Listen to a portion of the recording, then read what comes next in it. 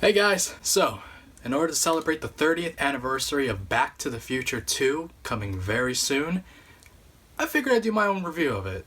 So, without further ado, let's begin.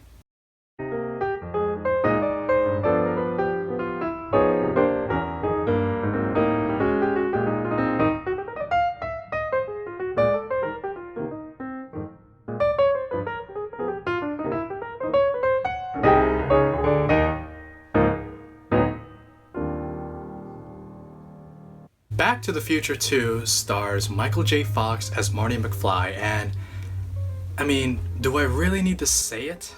Do I have to honestly say it? It's Back to the Future 2. Now, granted, I wasn't alive back when Back to the Future 2 first premiered in theaters, but I do remember around being the age of 7 or 8 when I first got my hands on it.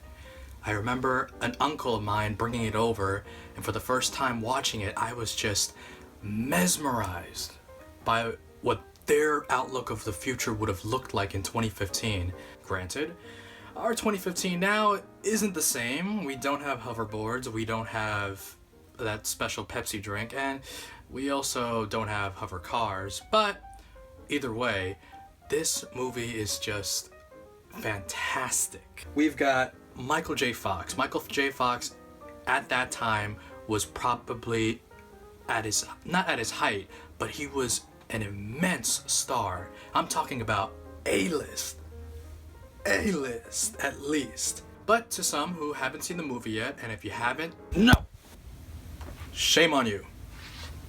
Go watch the movie. But don't start off with part 2. Watch Back to the Future Part 1. So Part 1 ends with Doc coming right back to Marty, telling him that there's something wrong with his kids. Something's really gone bad with his son. So he takes Marty and his girlfriend to the future. October 21st, 2015.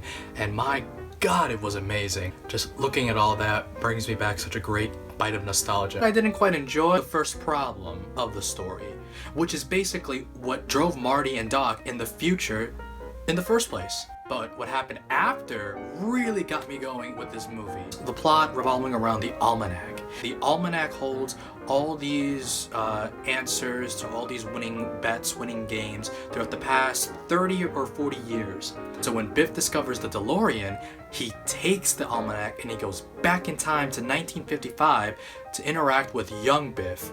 He gives him the almanac, and then just like that, history is changed. Like that. I can't snap, so it kind of introduced me to the look of an alternate timeline, if you could think about that.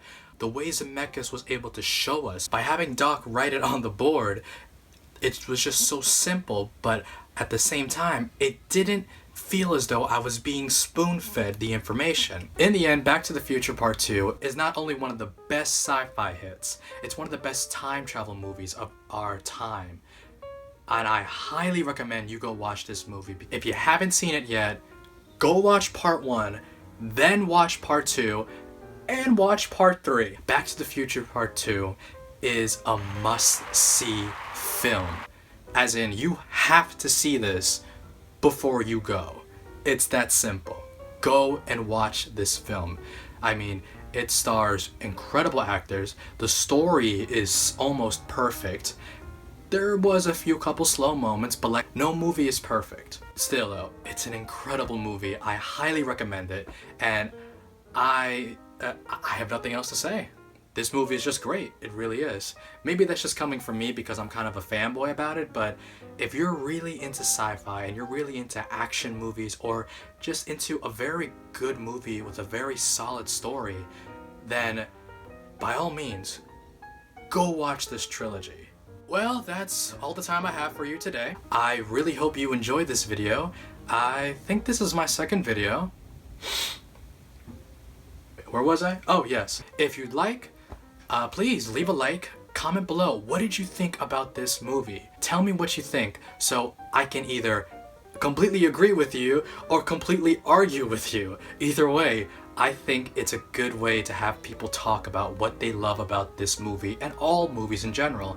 And Also, what did you think about the other two movies, Back to the Future Part 1 or Part 3? I would also love to know. If you want to leave a like, that's totally great. I would love that. And if you think this guy right here, who sounds like maybe he's 10 years older than he looks, is great, then subscribe. I would totally love that, really. And from the bottom of my heart, thank you.